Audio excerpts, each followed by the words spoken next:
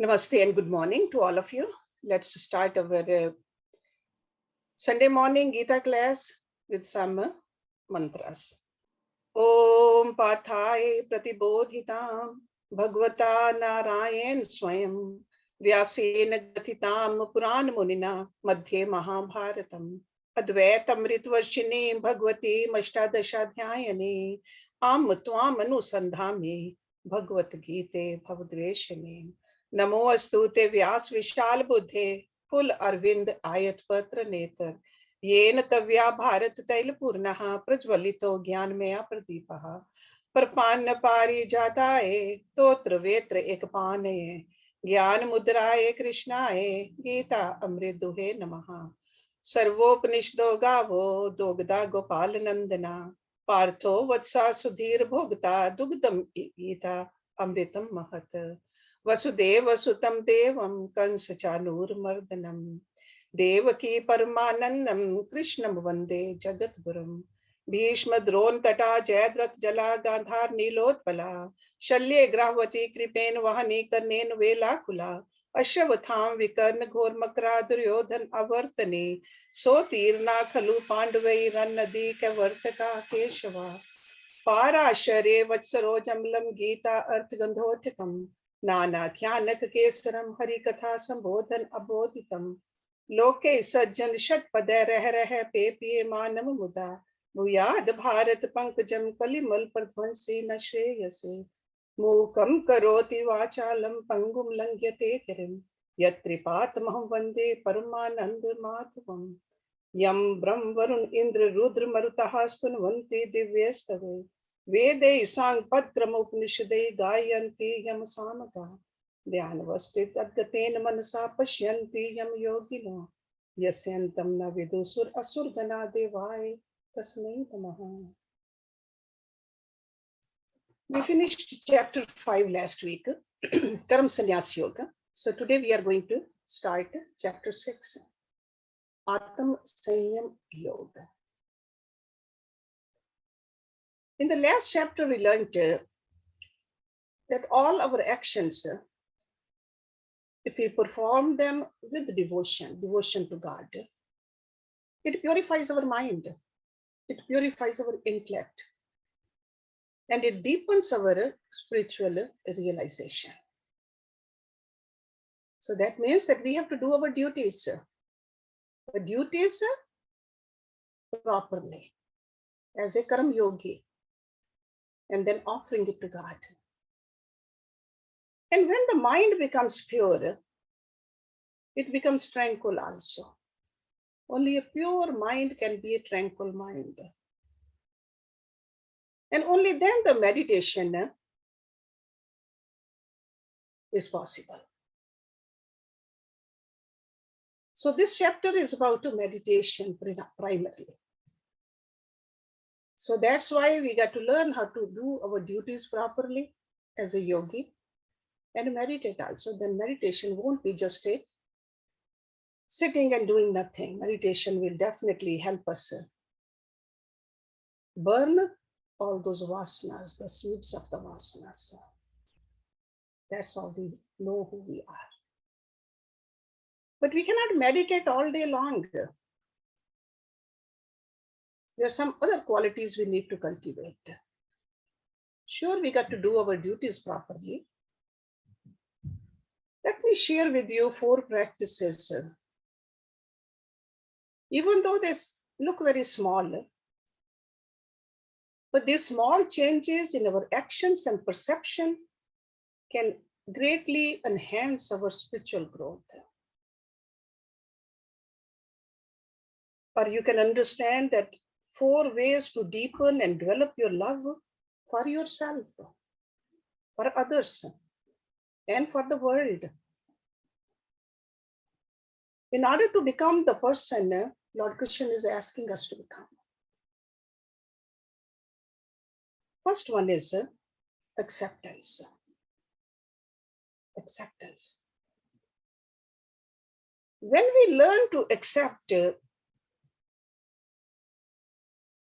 ourselves as well as others without prejudice, we are on the way to elevate ourselves. And the idea of acceptance starts from within. We don't have to say the words about it. We have to have the thoughts of acceptance. When we view one another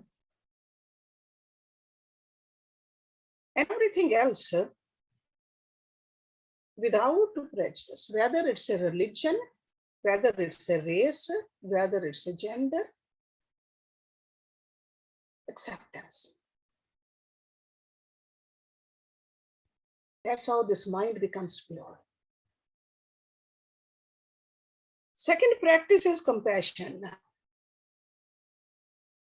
No act of kindness, no matter how small, is ever wasted. Our personal happiness is directly related to our ability to show love to one another. Every kind action done for somebody else strengthens our own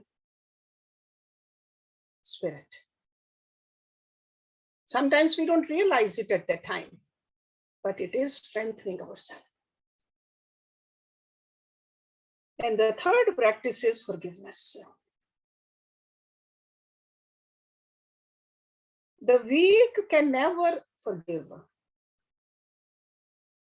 Forgiveness is the attribute of the strong. You have heard that before. Holding on to the attribute of forgiveness, that means let the anger go away. Forgiveness and anger, opposite of each other. Anybody can get angry, but it is a rare and noble quality to forgive. We got to learn how to break the cycle of resentment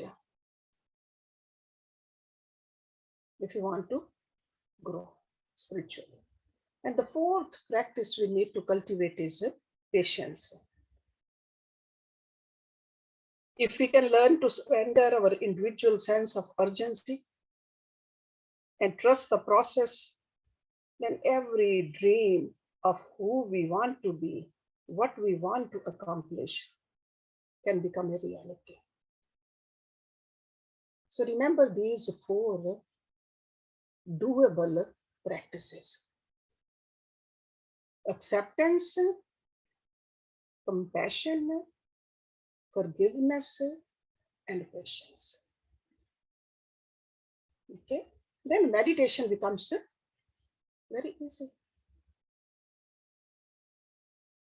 It's not a struggle to meditate, because these practices we do all day long. With the people we live with, we do it with ourselves, people we work with, people we meet occasionally also. Okay. So let's start chapter 6 while remembering these qualities. So Atma Samyama Yoga, verse number 1. And this chapter starts with Lord Krishna's words. Anashrita karam phalam karyam karam karoti sa sannyasi cha yogi cha na niragni na cha akriya. Anashrita, not depending, not desiring. Dependence and desires, they are the same thing. Karam phalam, fruit of action. Karyam, karyam is a bounden or obligatory. Karyam, karam is the duty. So obligatory duty. Karoti, perform. Ya means who. Sa means he. Sannyasi, ascetic.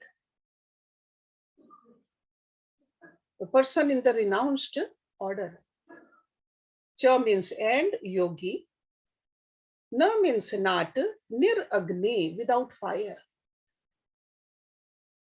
Na, not, cha, and akriya, without action, without activity.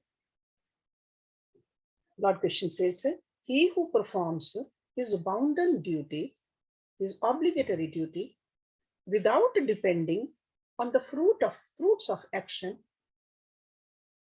he is a sannyasi. Okay, he's giving us a definition of a sannyasi again. And then he says, he's a yogi also. So he is a sannyasi and a yogi. Not he who is without fire and without action.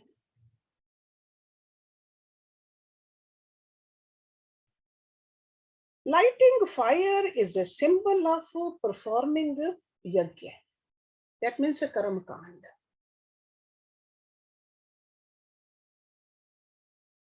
So what he is saying, not those who have merely ceased performing yajnas,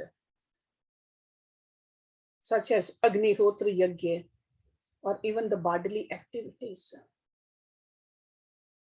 Because normally the people in that sannyas order, they say, we don't need to do the karam kand. So just by renouncing the karam kand alone, you don't become a sannyasi. That's what he's saying.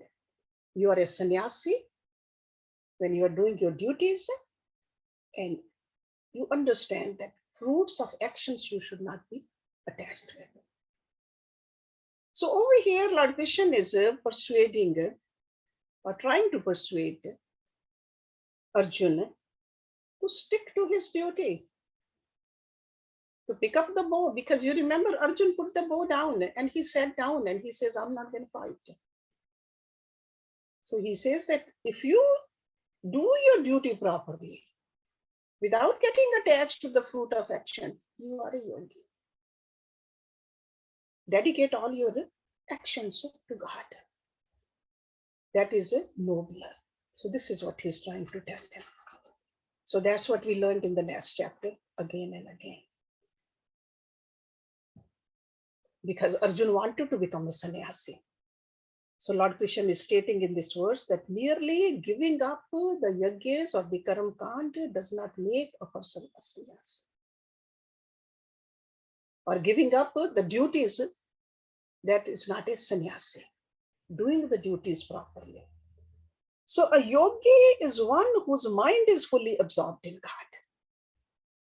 That's what we learned in the last chapter. Such a yogi's mind is naturally detached from the world. So attached to God, detached from the world, but body is doing its duties. So it's not outside what you are wearing, what you are doing, it's internal. The mind is the one. If mind is attached to God, it's a yogi. Okay? Then he says, Yam sannyasam iti prahu yogam tam vidhi pandav nahi asanyasta sankalpaha yogi bhavati kaschana. Yam means what or which. Sannyasam, renunciation. Iti means thus. Prahu, say, or they call. Yogam. Tam means that, vidhi, no. Pandava. This Pandava word is for Arjuna. Nahi, not verily, or not certainly. Asanyasta, without giving up. That means a person who has not renounced thoughts, asanyasta, sankalpaha, desire. Yogi, bhavati, bhavati becomes kaschan, anyone. So over here in this verse, he is explaining how sannyasi itself is a yogi. So he says, oh Pandav, please know yoga to be that which they call renunciation. No one verily becomes a yogi who has not renounced thoughts.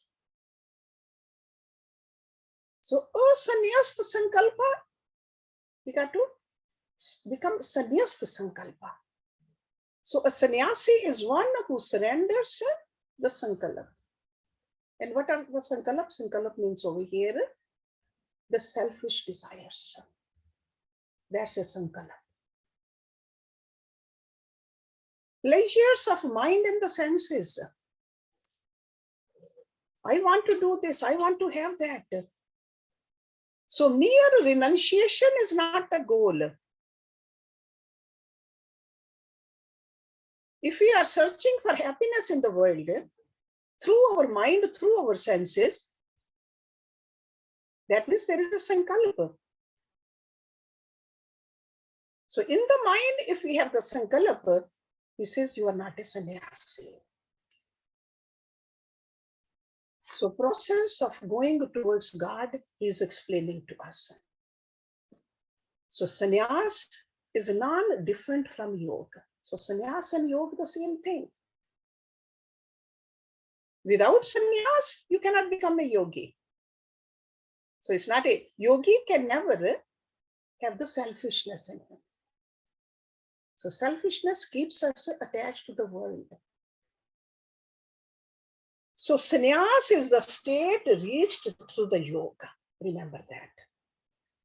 So the spiritual practices we need to do. Goal is God. So in order to reach to that goal, you have to do the practice. So Lord Krishna is explaining that a person can never become or be established in the practices of one's own, like a oneness with God, without the sannyas. Or if you have the sankalp, the selfish desires, how can we question? Never, he says. Can't even think about it. So we have to deeply analyze that for ourselves. Where is our mind? What are our thoughts? What are our motives? Where are we getting all that directions? Which way we are moving? And in the next verse, he proceeds to show how Karam Yoga is a means to better and greater meditation. So you cannot say that I want to meditate alone. If you do your duties properly, you'll be able to meditate properly. We all have certain duties. We have duties towards this body. We have duties towards our family. We have duties towards the people we live with. We have duties towards our employees, towards the nation. If we do those duties, then very calmly we can meditate. Otherwise we can't. This is what he's telling us. He says, Arurukshaho mune yogam karam karnam uchyate yog arurasya tasya eva sham karnam uchyate. Arurukshaho. That's wishing to climb. Arur. So in other words, a beginner. You are wishing to climb. You are wishing to become a yogi. Mune of a sage. Yogam, yoga. Karam, action. Karnam, the cause. Uchyate is said. Yoga arudasya. One who has attained to yoga. So that means one who has already elevated now. So the first word was a beginner. Over here, this person is elevated.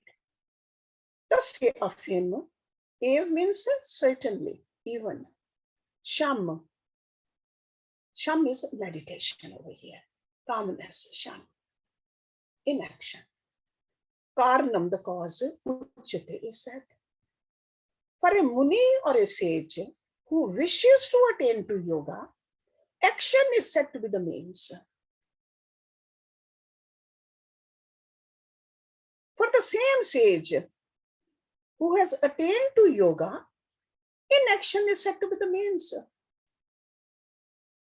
So think about it. See, a rude word is right away when you say a rude, that means in your mind the picture comes to climb on the horse. A rude. So if you want to climb on the horse, horse is running or moving, what do? You got to be very active. Actively, you have to climb the horse. Then, but once you are there, what do? You can enjoy the ride. Okay, so that's what he's saying. For a muni or a sage who wishes to attain to yoga, action is said to be the means. That means be a Karam yogi. Do your duties properly. If you are not doing what you're supposed to do and you think you are a yogi, you are not. So do your duties properly. But for the same sage who has attained to yoga, inaction is said to be the means. And inaction does not mean don't do your actions. That means you are doing it, but you don't have the doership in you. With the help of this meditation, with the help of this practice, the sadhana, you understand who you are. Because with all this practice, you have attained, you have elevated to the level where you acknowledge yourself, you identify yourself with the Atma. And Atma is not doing anything. Okay, so in this sense, try to understand it. Okay, so first, be active in this world. Do your duties. Cultivate these qualities. And eventually you will understand you are doing it, but you don't identify the doership. You are just enjoying the ride. So in the beginning, we are merely workers in the world. That's why I told you a few weeks ago. First, we got to be very active. Desire prompted actions.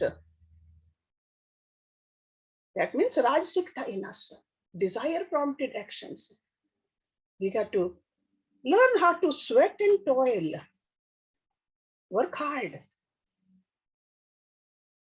But after that, selfless activities.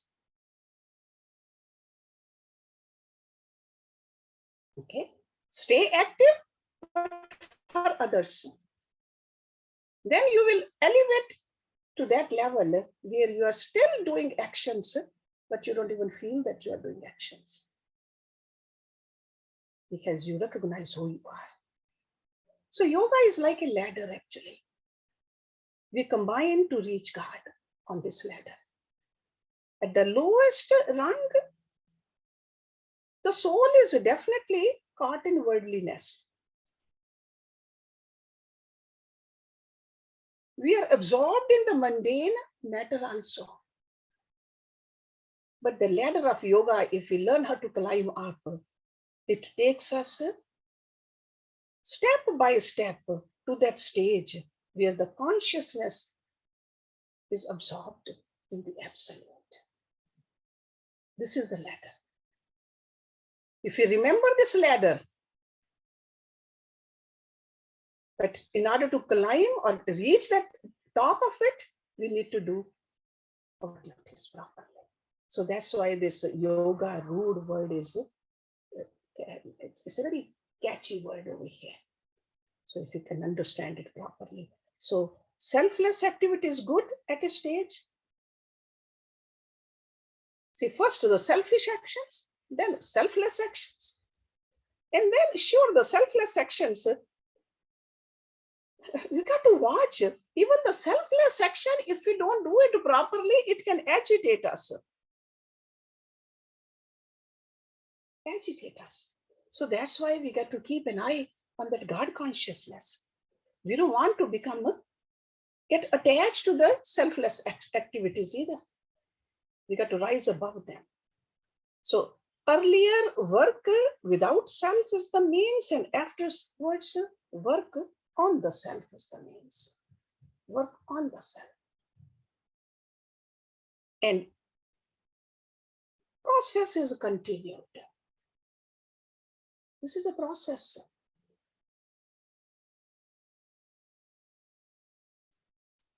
And when is a man said to be yoga rude, to have attained to yoga? When do we really know that we have climbed up there? The answer he is giving us in the next verse. Yada hi indriye artheshu na karmasu anushajyate sarv sankalp sannyasi yoga rud tada uchyate. Okay. Yada, when, he means verily. Indriya artheshu, in sense objects. No means not. Karmasu, in actions. Anushajyate is attached. Sarv sankalp sannyasi, renouncer of all thoughts. So that means renouncing all desires for the fruits of the actions. Okay, remember that sankalp word, in order to understand it, sometimes it gets little muddy. Sankalp. Yoga arud, elevated. A person who has attained to yoga. Tada means then or at that time. Uchate is said. So when a person is not attached to sense objects or to actions, having renounced all thoughts over here, selfish thoughts, he is said to have attained to yoga. That means he has transcended the mind. He is doing the work, but he is not attached to it. Action as well as the fruits of action. So the person is not running anymore, sitting on the horse, enjoying the ride. This is a yoga arudha. Okay. As long as we are in the state of seeking the path of self-perfection, sure, there are a lot of selfless activities we need to do. We are the seekers. Selfless activities. So in this particular verse, Lord Krishna is trying to indicate the physical as well as mental conditions of a person who has come to reach there. So he's saying that when one is feeling no mental attachment, either to the sense objects or to the actions in the outer world.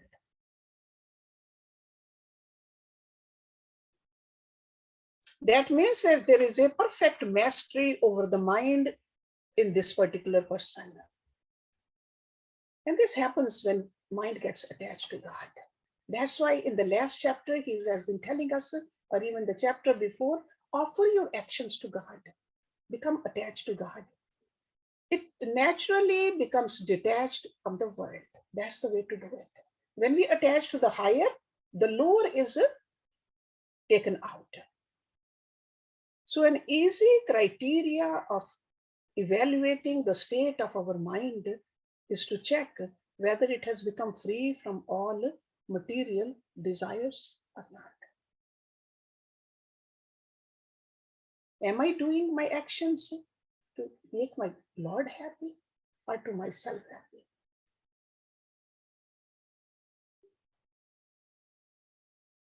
The word anushajyate over here, that is a key word in this verse. Anu indicates not even a bit.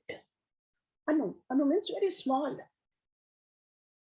So this term is used here. That means even a little trace of attachment either to the sense objects or the fields of activity, we have to let go.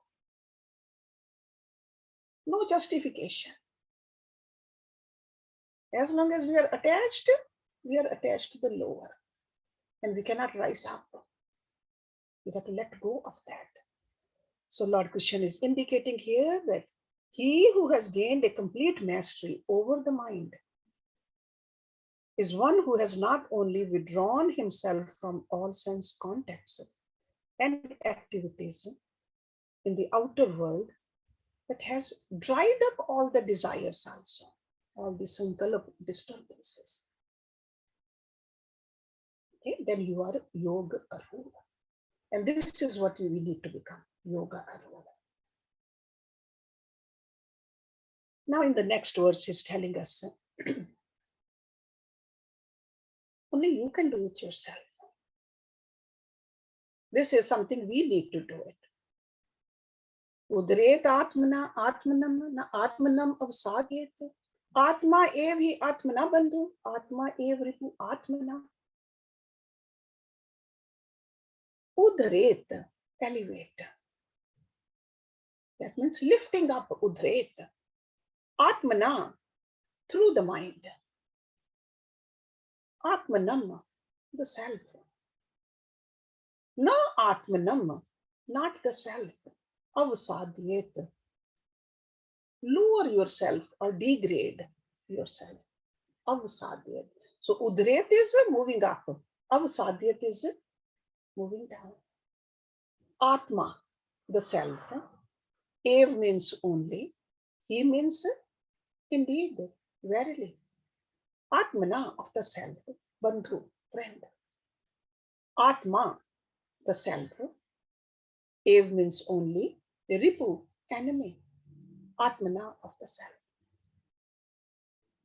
Over here, the Atma word is used for the mind also. Atma word is used for the soul also. So we got to be careful how to read this. So let a person lift himself by his own self alone. Own self means own mind alone.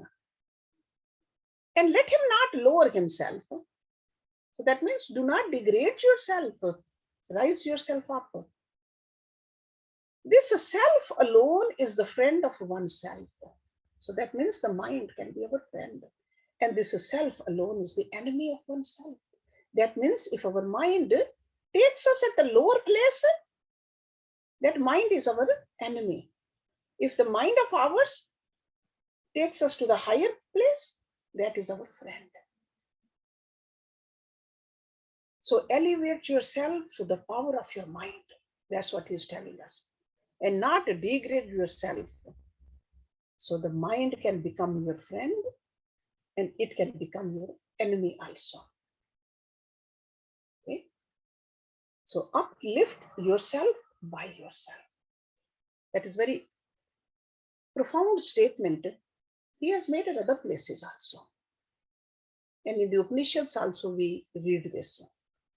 So everyone has a picture of some ideal. So we got to lift ourselves to that ideal. But we have to work towards it.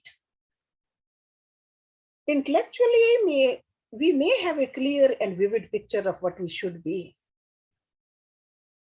But mentally and physically, if we are not behaving that way, if our behavior and our thoughts are opposite of our ideal concept, it's almost like a divorce between the idealistic me and actual me,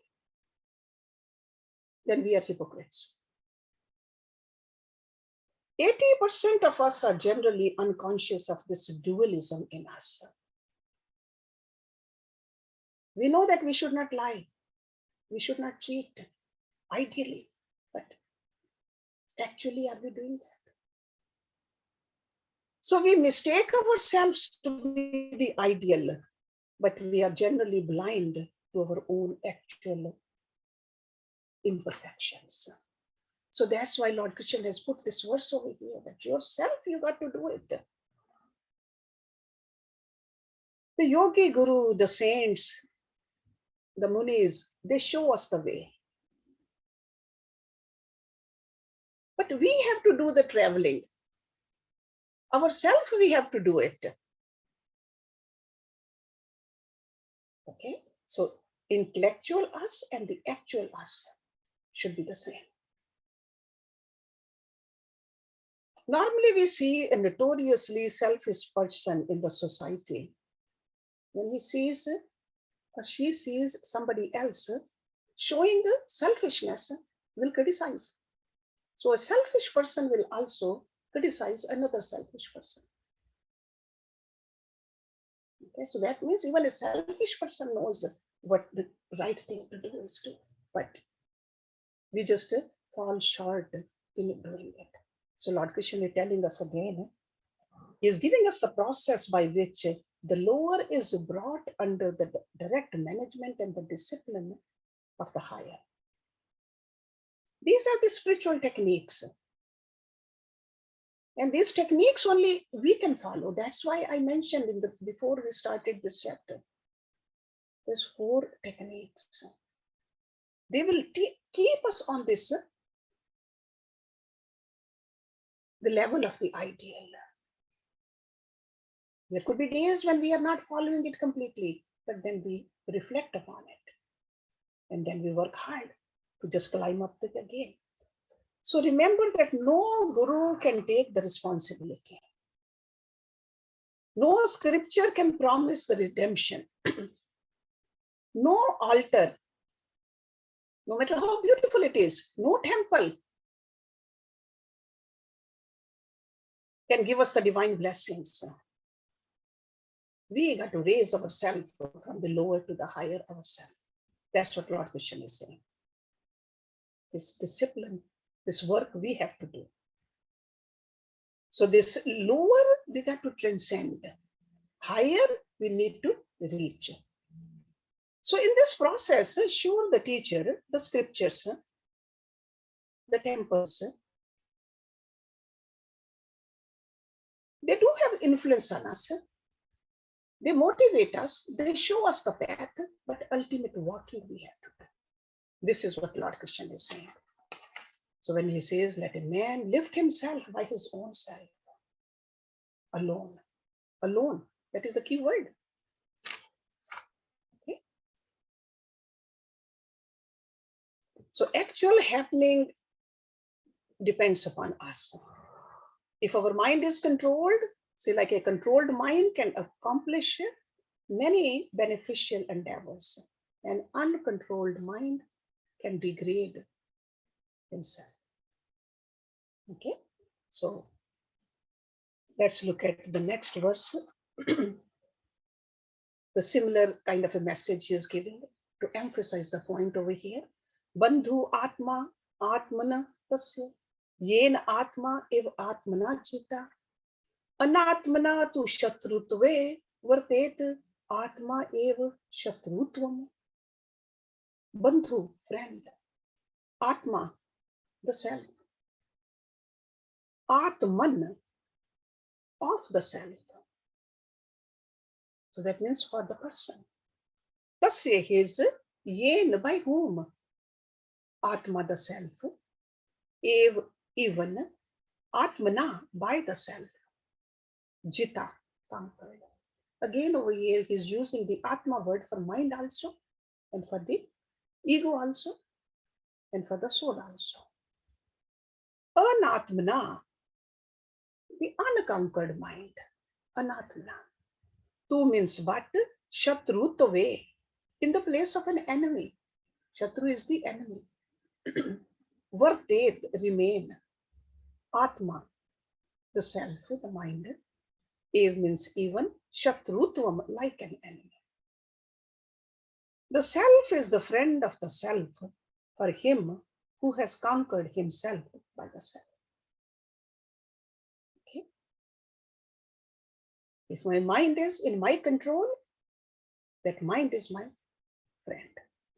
But to the unconquered mind, this self, this mind, stands in the position of an enemy, just like an external foe.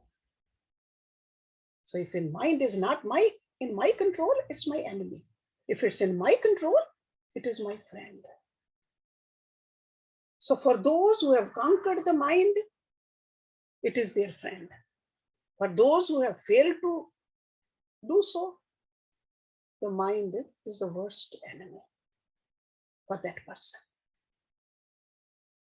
So we got to see, is our mind in our control? If I tell my mind to be calm, does it stay calm? So we got to look at it. During Hatha Yoga also, we practice, we tell our mind to stay here, to stay here. to stay on the fingers. Does it stay on the finger or does it just flits away? We got to pay attention. During our meditation, we tell our mind to watch for that light. Does it watch for the light? Or does it just starts daydreaming? If it starts daydreaming without us telling it to do it, it's our enemy. So this is what he's telling us. So the divine in us becomes our friend. This is the divine. Mind is divine actually. Mind is very powerful. It's a jyoti. And what are the biggest enemies? Normally we think the enemies are the desires, the lust, the anger, greed. But where do they reside? They all reside in the mind. So that's why he's telling us.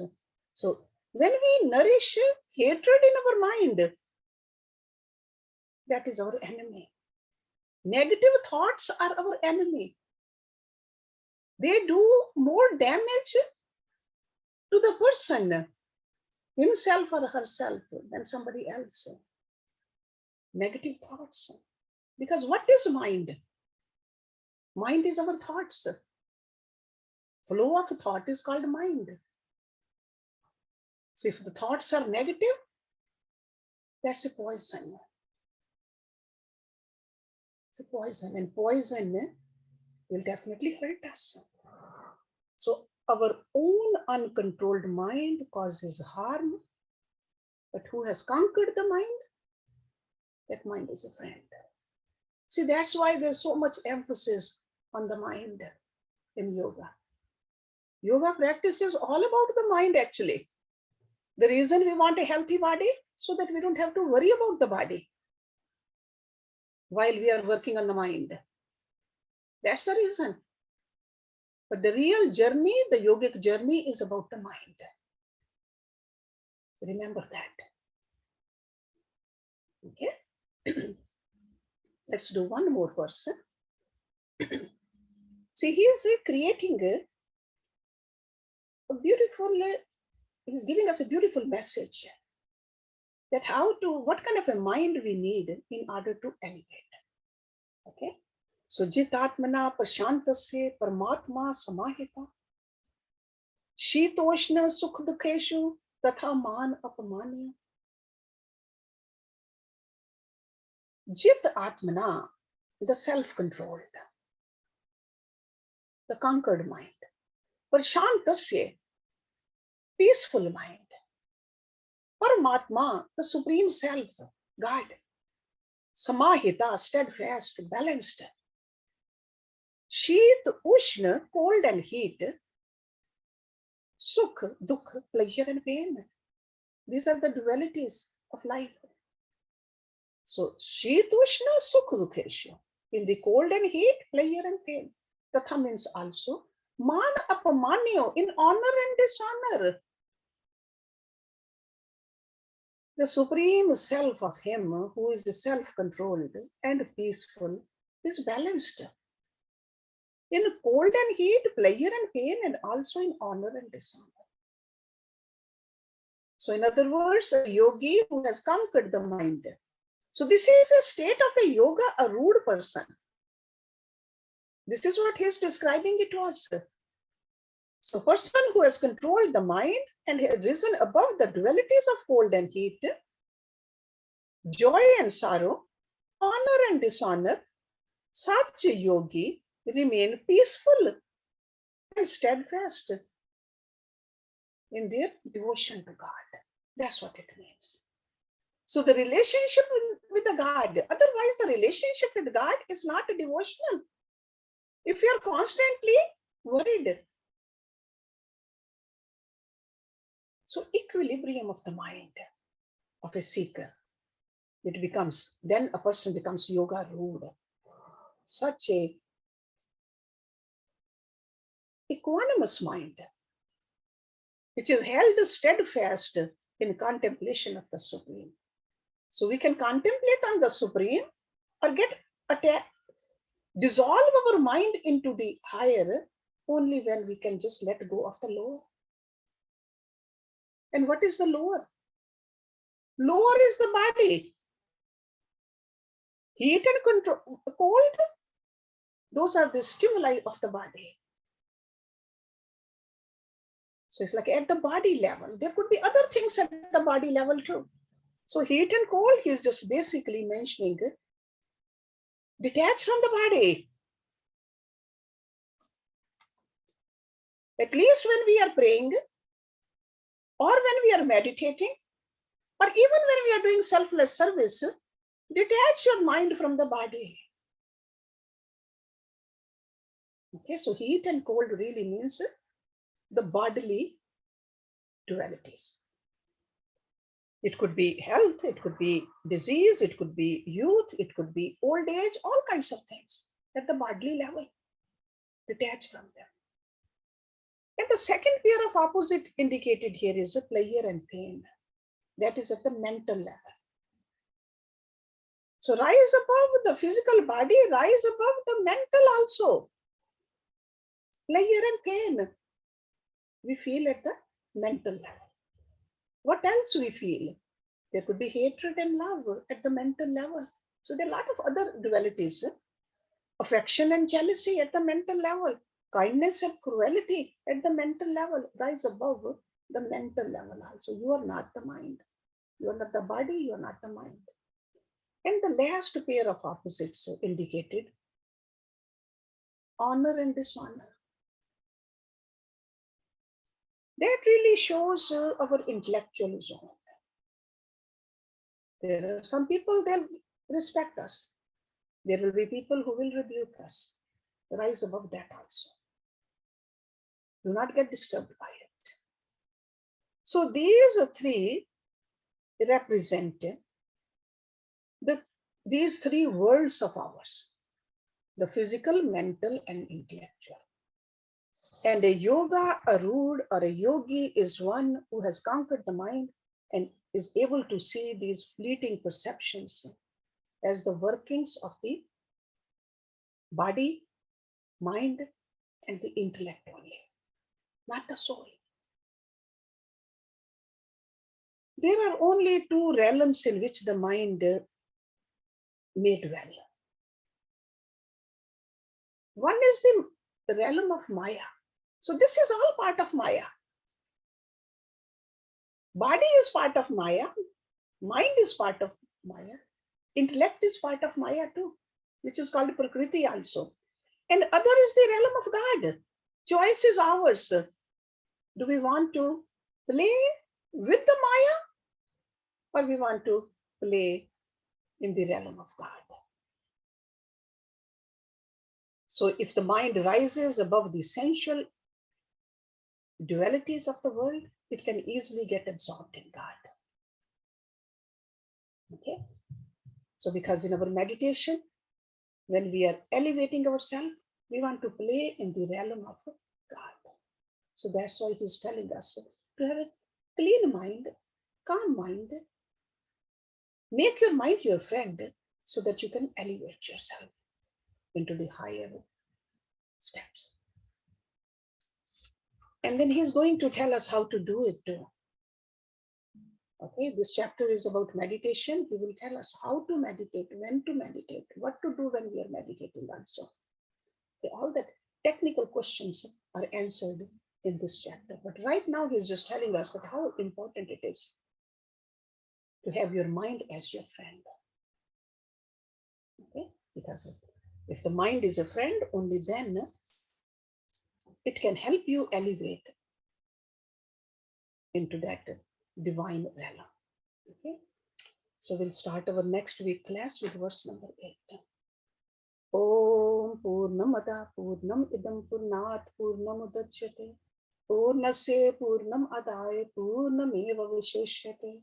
Om Shanti Shanti Shanti. Thank you very much.